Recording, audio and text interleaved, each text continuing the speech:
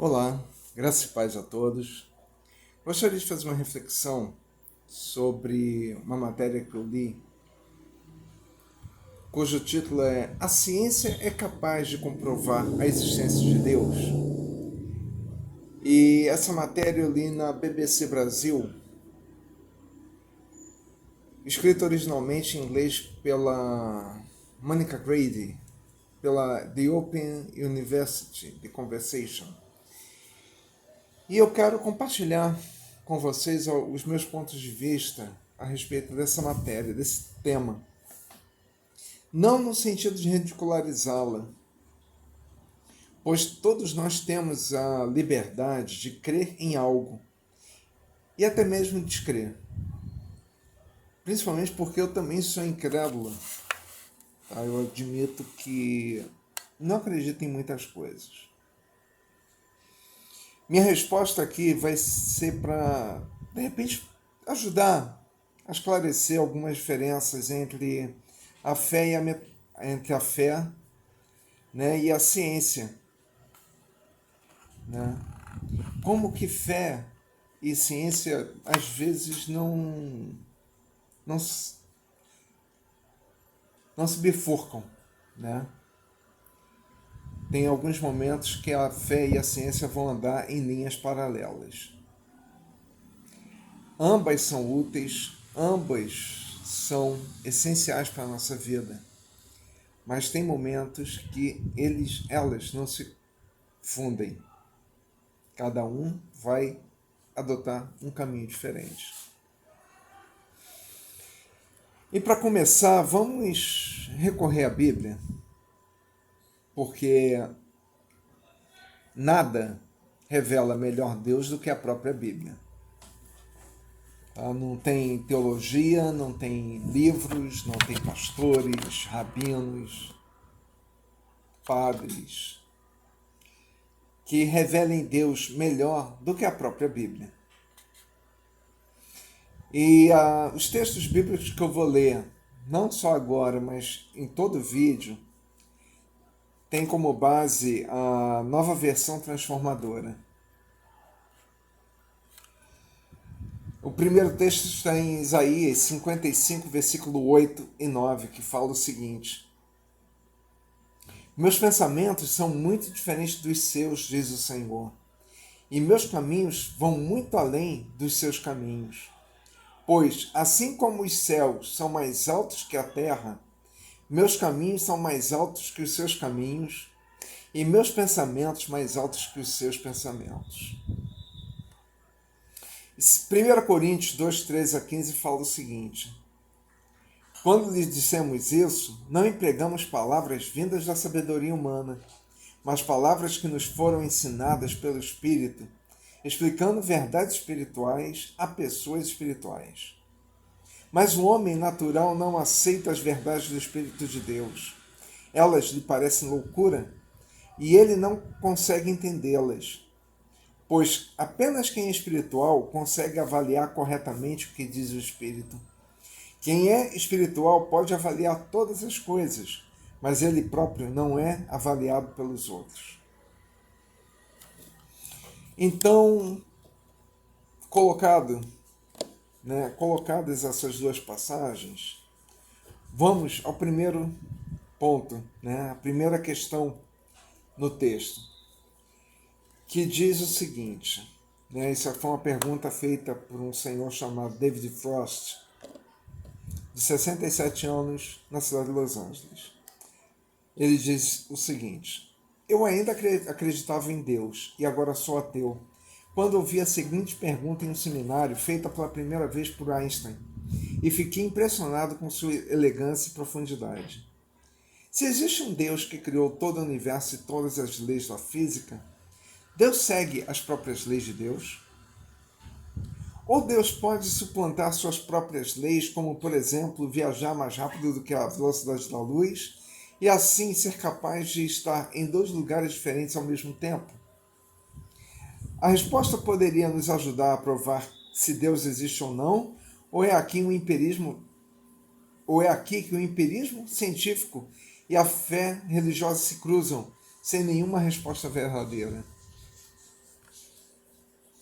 Respondendo essa questão, em primeiro lugar, é aqui onde os descrentes erram por acharem que Deus está no mesmo plano dos seres criados.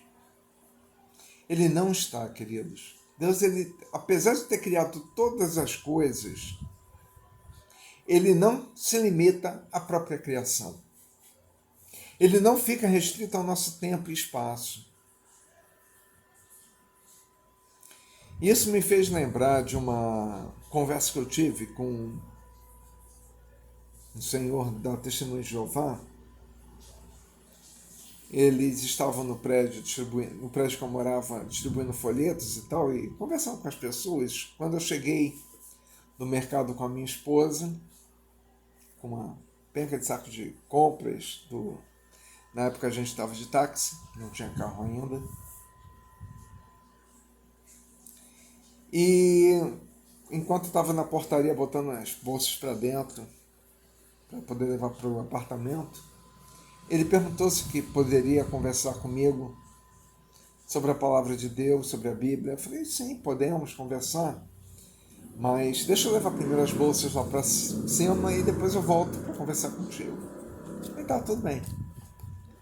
Então eu subi com as bolsas e a minha esposa perguntou para mim, você vai voltar? Eu falei, claro, vou voltar sim, mas vou voltar com a Bíblia. Eu fui lá, deixei as bolsas com ela e desci com a minha Bíblia. E conversa vai, conversa vem, eu falei que Jesus é Deus. Aí ele perguntou, mas como é que Jesus é Deus se ele morreu? Eu falei com ele que porque Deus entrou na mesma prisão que eu e ele estávamos. Foi por isso que ele morreu. Ele, prisão? Que prisão é essa? Eu falei, esse corpo aqui. Jesus, enquanto Jesus era Deus, ele era eterno. Ele é eterno. Né?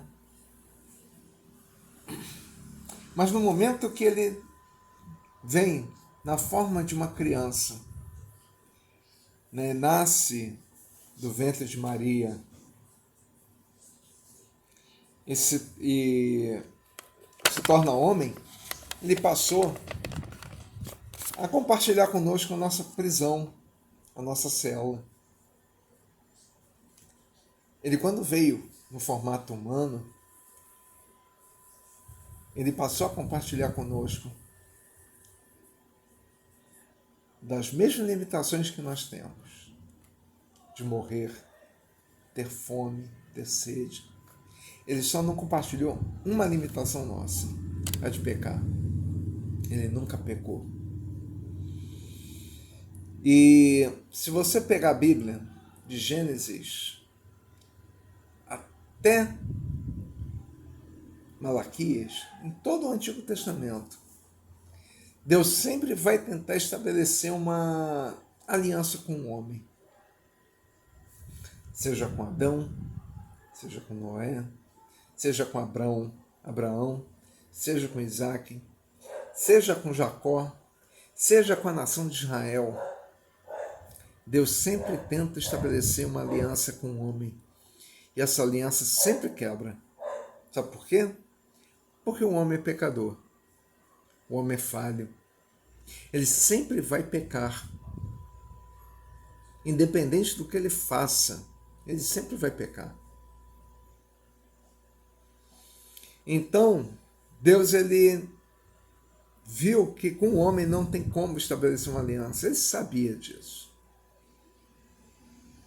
Na verdade, quando você vê todo o Antigo Testamento ele está apontando para a preparação da vinda daquele que vai realmente ser a aliança entre Deus e o homem.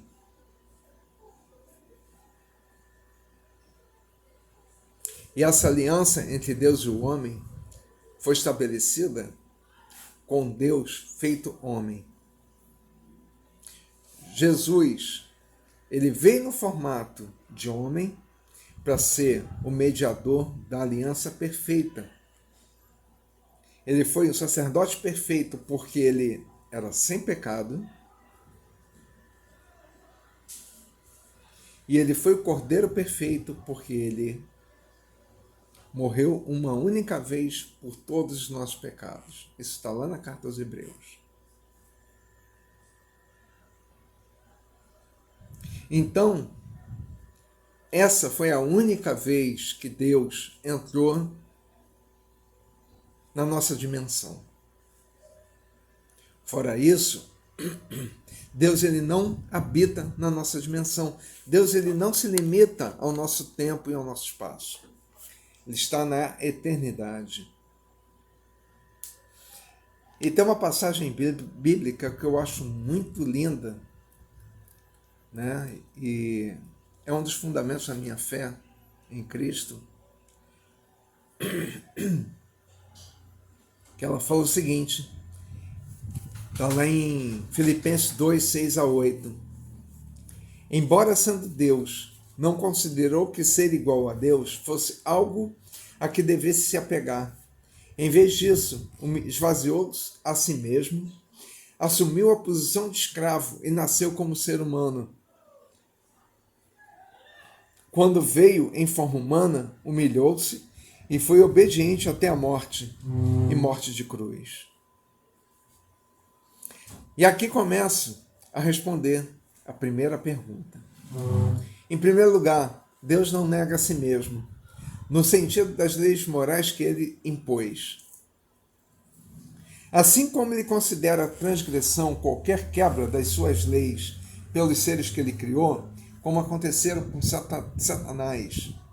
E você pode ler isso em Isaías 14, 4 a 21, e Ezequiel 28, 11 a 29, e com o homem em Gênesis 3, de 1 a 18, Gênesis 6, 3 e Gênesis 8, 21, ele mesmo não pode transgredir as suas próprias leis.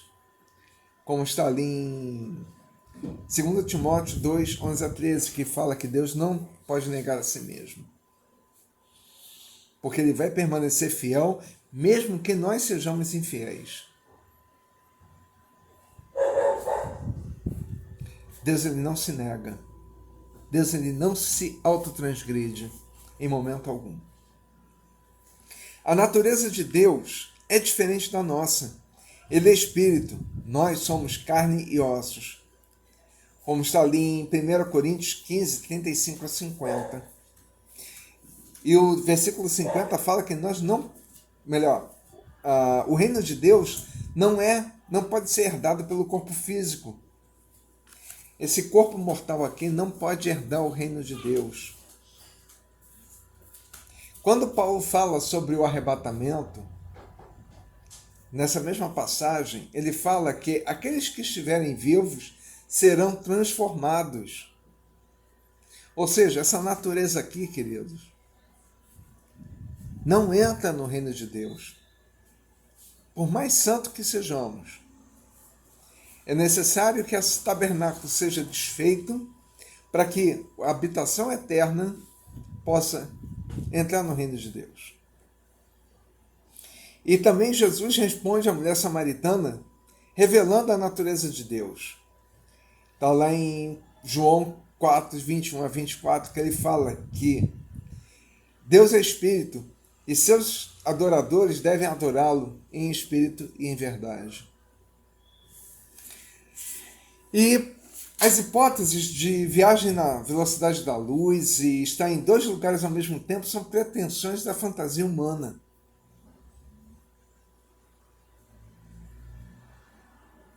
Eu não sei quanto a Einstein, de onde que ele tirou isso, mas tem muita gente assistindo Star Trek, Guerra nas Estrelas, Jump, sabe? Alguns filmes que tratam desse tema. Isso aí é fantasia, entendeu?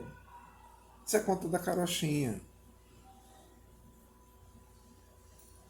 Isso não pertence à natureza divina, pois como o espírito que ele não está limitado ao tempo e ao espaço, que são limitações nossas. O tempo e o espaço são limitações nossas. Nós estamos vivos e a qualquer momento podemos morrer. Seja lá do que for. Como falava meu pai, a morte sempre vai querer uma desculpa. Seja Covid, infarto, derrame, acidente de carro, tropeçou na cama e caiu, sabe? Ou então rolou da cama durante o sono e caiu no chão, bateu com a cabeça e morreu. A morte só quer uma desculpa. Essa é uma limitação humana. Isso não pertence a Deus.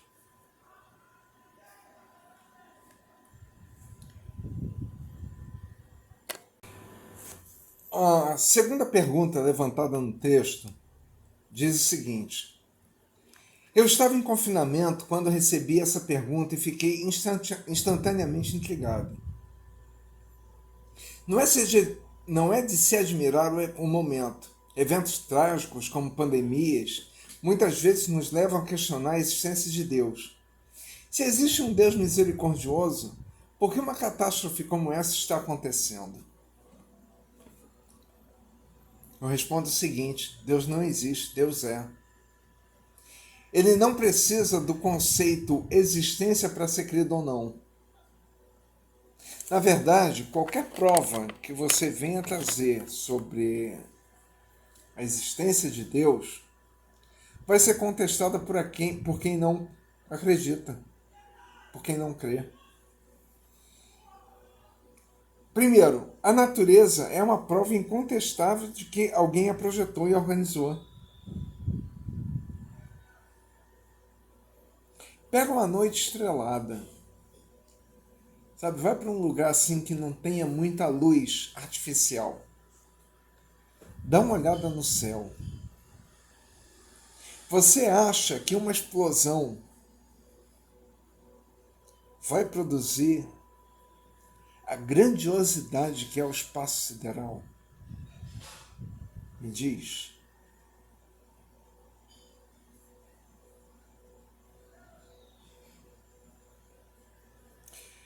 Vai numa mata, vê os animais, vê as árvores, as flores,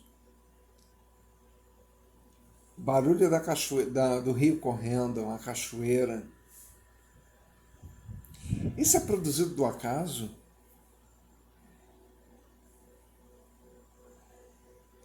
Observa o mar. As aves passando, as gaivotas, a baleia saltando, os golfinhos, a infinidade de peixes, de águas vivas. Isso é produzido do nada? Tem certeza? Ou alguém projetou isso tudo? Em relação ao homem, também, nós seres humanos, com toda a arrogância que nós temos e a ignorância que a gente tem a respeito da nossa fonte primordial e da nossa própria existência, nós somos frutos da evolução de uma ameba ou alguém nos projetou? Sabe, são questões pequenas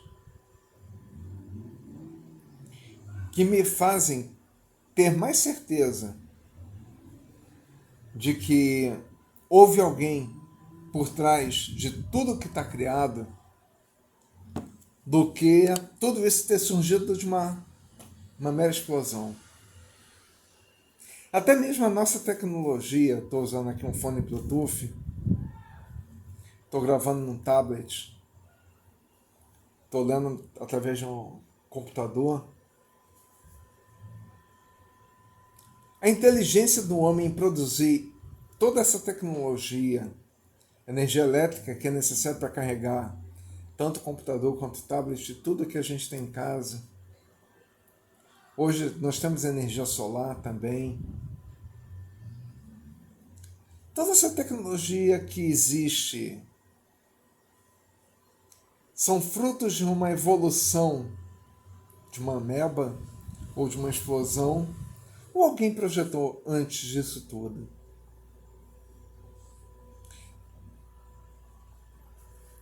os carros, os aviões, os navios, né, os transatlânticos.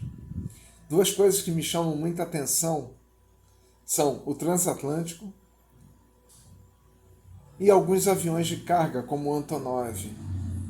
Né? Até hoje só vi o 124, que já é bem grande. E tem o 224, chamado de Miria, né? Que eu vejo no YouTube, ele é um esplendor de tamanho gigantesco. Aí fico pensando, um transatlântico boiando, que é um prédio.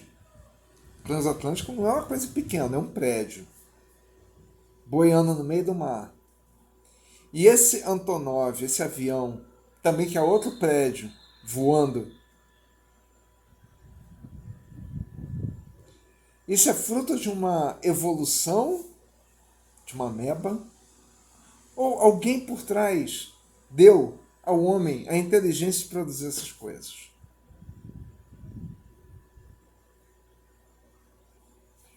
Vou deixar essa pergunta para vocês. Em relação ao fato de estar havendo desastres, mortes e catástrofes, e não se limita somente a essa pandemia, nós já tivemos outras pandemias lá para trás. Tivemos a gripe espanhola. Eu, quando era criança, teve a pandemia da poliomielite, lá nos anos 70. Teve a pandemia da dengue, lá nos anos 80. E essa pandemia da dengue, por exemplo, ela durou mais de 30 anos. Na verdade, ela dura até hoje. A gente não está mais ouvindo falar dela. Todas essas coisas não são culpa de Deus. É o resultado das nossas más escolhas.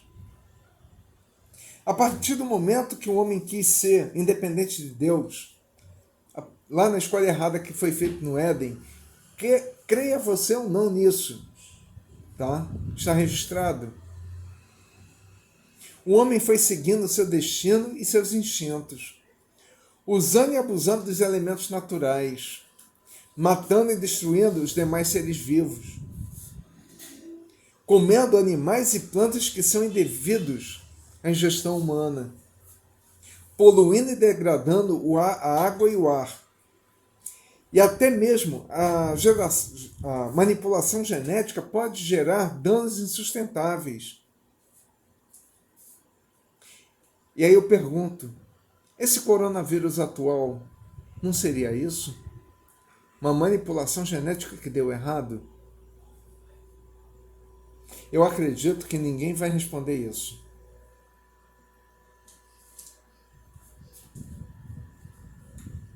Eu tenho minhas suspeitas em relação a isso. E teve um tempo, sabe, que eu considerei essa segunda pergunta uma infantilidade. Se Deus existe mesmo, por que tanta coisa ruim acontece? Eu já achei que fosse infantilidade, mas hoje não considero mais não. Pois cada um de nós passa por momentos de descrença, desconfiança e até mesmo de revolta contra Deus. E a ideia desse Deus misericordioso que não age em favor de seus filhos quando estão em perigo ou na iminência de morrer parece ser justa. Parece.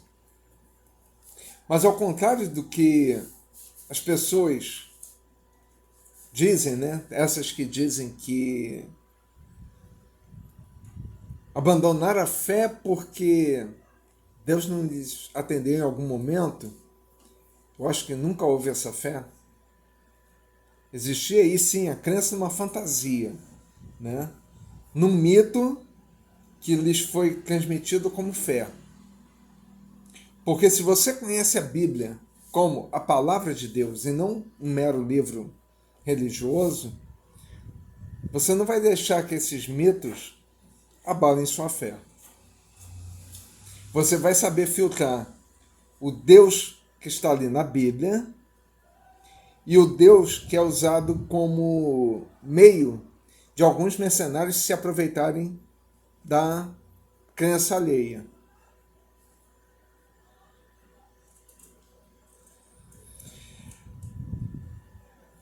A gente vai aprender, sabe, as duras penas, que esse Deus misericordioso como ele não vai quebrar seus princípios por causa da sua misericórdia, por causa do seu amor. Se estamos limitados ao tempo e ao espaço, estamos sujeitos a morrer a algum momento, como eu já falei aqui, por que ele quebraria essa regra por amar alguém? Se a Bíblia nos informa que todos nós pecamos e estamos afastados da glória dele, por que vou afirmar e insistir no fato de que alguém que amamos vai estar na presença dele quando morrer, quando essa pessoa sempre ignorou a sua existência e suas leis?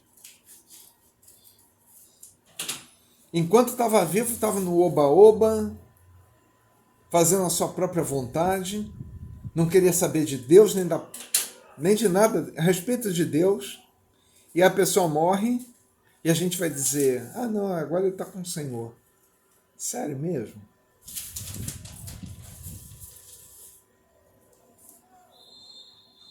Me desculpem, mas eu não penso dessa forma. Porque eu tenho o seguinte pensamento. Na minha casa aqui, quem quiser vir ficar aqui conosco vai ter que obedecer às minhas regras. Porque senão vai ter que voltar para onde estava. Então por que Deus vai aceitar alguém que não quer saber das regras dele? Enquanto pais e mães que somos, não cedemos às queixas e pirraças dos nossos filhos quando eles querem alguma coisa, por que Deus vai se sujeitar à pirraça e queixas do ser humano de forma imprudente e desrespeitosa contra ele próprio? Não, Deus não cede, queridos. Ou a gente se rende à soberania dele, ou então a gente está fora. Essa é a verdade. Muitas vezes a gente quer colocar Deus na mesma dimensão que a gente vive. Mas ele é muito, muito maior do que nós, do que a nossa insignificância. Deus é muito maior do que a gente. Ele não se limita nem mesmo à nossa fé e dou graças a Deus por isso. Jesus, uma vez, ele falou que se a nossa fé fosse do tamanho de um grão de mostarda, seríamos capazes de até mesmo mover um monte para dentro do mar. Eu vou admitir uma coisa aqui para vocês, eu não tenho fé suficiente. Eu dou graças a Deus, porque ele não está limitado à minha fé. Dou graças a Deus mesmo. E mesmo assim, Deus ele nos surpreende, sabe, com o seu cuidado, com o seu amor, com tudo aquilo que a gente, nos dando aquilo que a gente precisa, não o que a gente quer. Porque se ele desse o que a gente quer, acho que a gente ficaria em maus lençóis. E ele também nos cerca de cuidados e de bênçãos. O cuidado dele, inclusive, de dizer não. Você não diz não para o seu filho ou para a sua filha quando você vê que aquilo que ela quer, que ele quer, está trazendo perigo? É claro que você vai dizer não, gente. Quanto mais Deus. Nós enxergamos isso aqui, ó, só. Menos de um dedo à frente do nariz. Deus, ele vê tudo. Deus, ele é eterno, ele está acima até mesmo da eternidade. E da posição que ele está, ele vê todas as coisas ao mesmo tempo. Ele sabe de tudo o que está acontecendo, do que vai acontecer. Tanto é que está registrado na palavra de Deus. A gente está vendo a Bíblia se cumprindo e tem muita gente dizendo que a Bíblia é uma fábula. Paciência.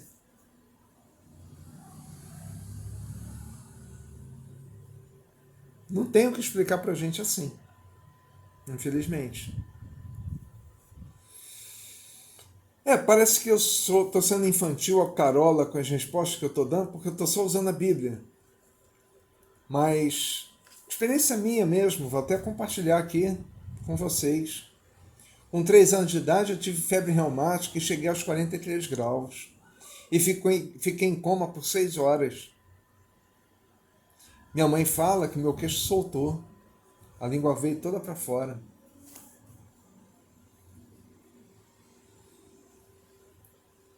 E eu fiquei internado numa clínica, em Olaria. E foi trabalhoso para trazer de volta. Com 10 anos de idade, caí na escada da escola e fiquei com as 2 pernas soltas e sem falar por 2 horas. Depois, com 15 anos, descobri que eu estava com escoliose. Na verdade, são 2 escolioses, uma cervical e uma lombar. E em 2006 descobri que nessa lombar, na escoliose lombar, eu tenho 5 vértebras sem disco.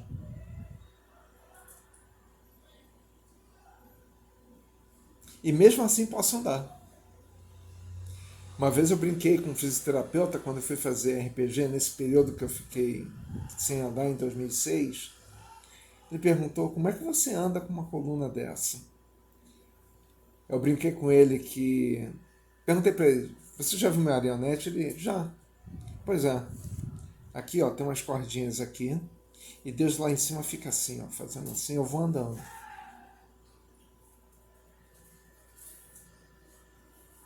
Viu como Deus não depende nem da minha fé? E graças a Deus por isso. E com 7 anos de idade, mais ou menos, eu não conseguia ler. Não conseguia acompanhar a turma. Né? A professora escrevendo no quadro me perdia. Esses dias eu estava lembrando que até mesmo ditado eu não conseguia acompanhar. Eu ficava perdidinho. Isso aí com um pouco mais de idade, com 8 ou 9 anos. Eu não conseguia acompanhar um ditado. Depois, conversando com o médico que tratou do meu filho mais velho, ele falou que isso são traços da dislexia. E Deus me curou da dislexia. Hoje sou formado, sou um advogado, escrevo. Fiz um estudo sobre a carta aos Hebreus e agora estou compartilhando também esse texto que fiz para fazer esse vídeo. Como eu falei, graças a Deus, Deus não depende da minha fé. E não tem intenção nenhuma de ofender a crença ou descrença de ninguém. Nem quero converter ninguém, porque a conversão e o convencimento vem de Deus, na pessoa do Espírito Santo. Isso está lá em João 16, 8 a 11 e Romanos 2, 4, que nos mostra que estamos errados em nossos pensamentos e insistências e devemos nos submeter à soberania de Deus. Nós devemos nos render, sim. Deus é soberano, Deus é maior do que tudo. Deus é eterno. Nós somos só um pedaço de barro,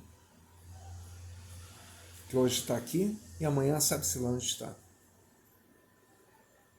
Por fim, respondendo à pergunta do título, se a ciência pode explicar a existência de Deus? Não, não pode não.